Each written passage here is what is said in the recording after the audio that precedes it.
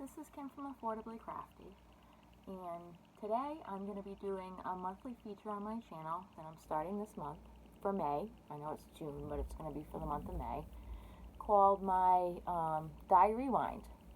Things that I've learned, pluses, minuses, and I'm going to recap the yarn I've dyed and other projects I'm working on around that. So this is kind of a point that you can look each month and find out what I've done and what I've learned. So my channel is about crafting, saving money. I find crafting to be very therapeutic. It really helps me with my anxiety and depression, especially during these times. And I hope you enjoy and can come with me on my journey. So today for my first rewind, Dye Rewind, for the month of May, I've done quite a few projects this month. Let's start with my mordants. So I started making 2 mordants this month. One is made with things like this, my iron mordant. So I went on a walk in the neighborhood today with my kids and I got this huge screw. This thing, you're basically looking for things that are rusty. Washer, screw and a washer. So that was just one walk that I got today. And I just have these in a jar, set aside. And then this is what my iron mordant looks like now. It's like that. And if I shake it up, see it's got, you see it gets dark. It's going to take a little while for this to get ready, but I'm going to be honest with you, I can't wait to play with it. And then this is my copper mordant. It's been sitting here for a couple days now. See, it's starting to get blue. And all the copper pieces are like sparkly clean. But I also can't wait to play with this, so that'll be fun. So those are my mordants that I've made, and I'll link those videos down below. And then for my yarn that I've dyed, let's start with my failure. So this yarn had all these flecks of color in it to begin with, and it was like a white color. And I dyed it with dandelions, and it came out horrible. It's very, very brown and not a pleasant color. This is going to end up being over dyed. This is not a finished product. So I learned a lot during this dye. I learned that you probably don't want to leave your dye pot there with the dye stuff in it boiling. I think it kind of messed up the color first. Secondly, I think I needed to put more dandelion flowers in here, because I also felt like it didn't really get to be a vibrant color. Thirdly, self-eval. Have a dye notebook or a diary. This is my diary, just a little cheapo book I got from Dollar Tree. And in here, I'm keeping track of everything I'm doing.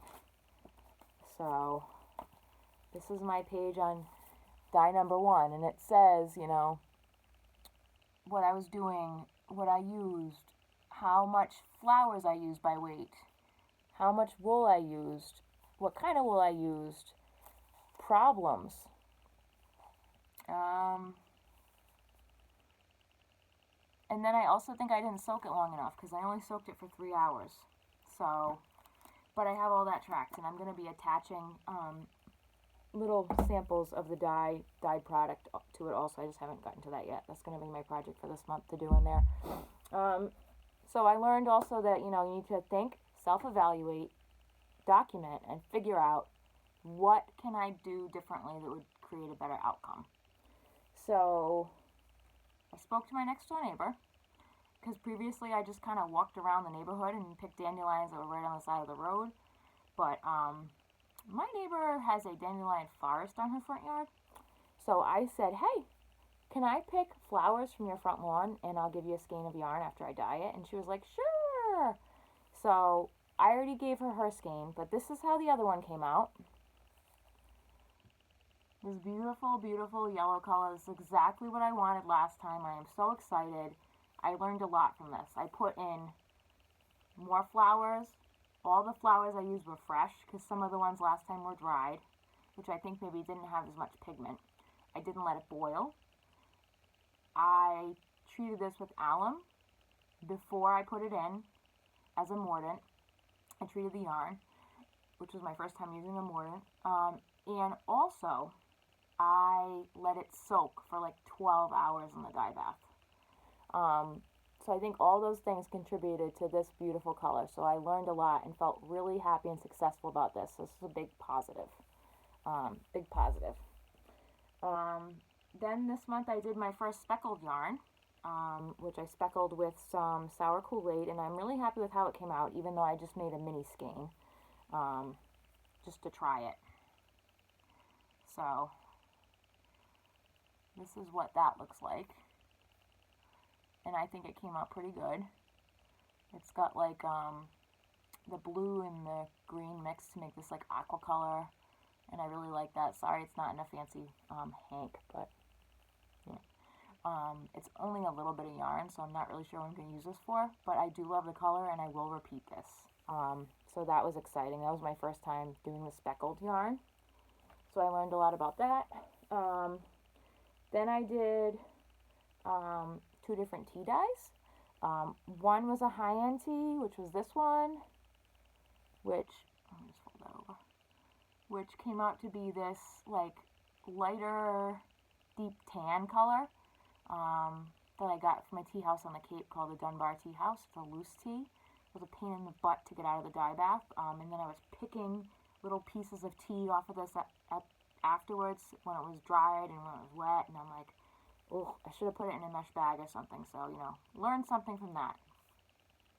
And then I also dyed some yarn with good old Lipton. And I'm going to be honest with you, this is my favorite. It's really like a nutty brown color. It's coming off kind of yellow on here, but it's really not in person. It's great. I love how it came out. I used 10 tea bags in the dye bath for this mini skein, and I just think it's lovely. I will make this again. This needs to be some kind of a sweater in the fall or something. So that was my tea dyeing. So sometimes the expensive ingredients don't give you the bang for your buck when it comes to dyeing.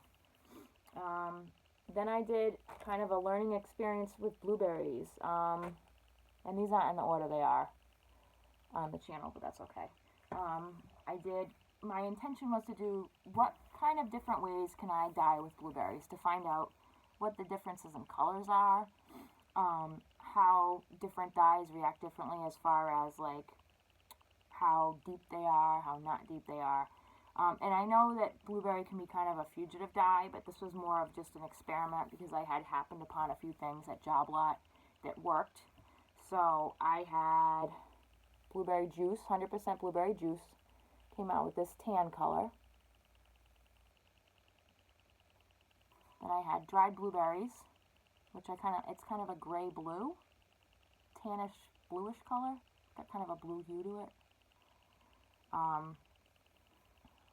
Then I had frozen, which I like this color. It's like a dark purpley color. It's reading kind of tan on here, but it's really dark purpley. And then my favorite one that was straight was the fresh blueberries. This was the fresh blueberries. I mean, that's beautiful. It's like a light purple blue. That came out amazing. And I put, what did I put in the dye bath? I don't remember. Let me go look back at my notebook because that's what it's there for. I put something in the dye bath. What did I put in there? I took what the leftover of the frozen blueberries and I added, let's see, what did I add? Oh, I added baking soda.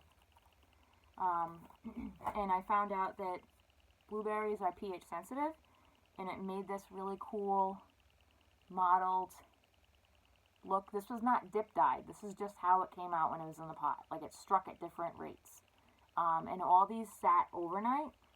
And then with the leftover dye, this one, which I'm going to definitely over dye. So it had, this was in the leftover blueberry juice, and then this one was in the leftover from this pot. I just kind of stuck it into both ones. I think I didn't let this sit long enough. So this is definitely going to be over dyed because I am not happy with this, but I'm not going to waste this lovely wool yarn. So if I hold those all up together, they look like that. So I think that they came out pretty awesome. I learned a lot doing this. So that was a good learning experience. Plus I had like a million things going at the same time, so time management was like key, you know. And then I got the knit crate from this month. And the knit crate this month was sponsored by Chem Knits, which is a great dye channel run by Rebecca. And I didn't use what was provided, so I used some Hawaiian Punch single-serve Kool-Aid packets. And then I also used a blood orange energy drink single packet, both of which I got at the Dollar Tree. So the first one I dyed twice because I didn't like the color when it first came out. It was too soft. I mean, it was super pastel. So this is the finished one that I did with the blood orange. Now I thought because it had 3 different colors, like dye colors in it, that this might break, because when I put it in the pot, you could see the little strands of blue and stuff before it mixed together to become this orangey color. But this is totally like salmon, like a salmon color. Now pink is my least favorite color, but I am pretty proud of how this came out. So this is my first one. And then I dyed, and I did this twice, so I used 4 packets on this. Then I did the one with the Hawaiian Punch Berry Blue Blast. I also thought this one was going to break because it had red and blue in it, but it didn't.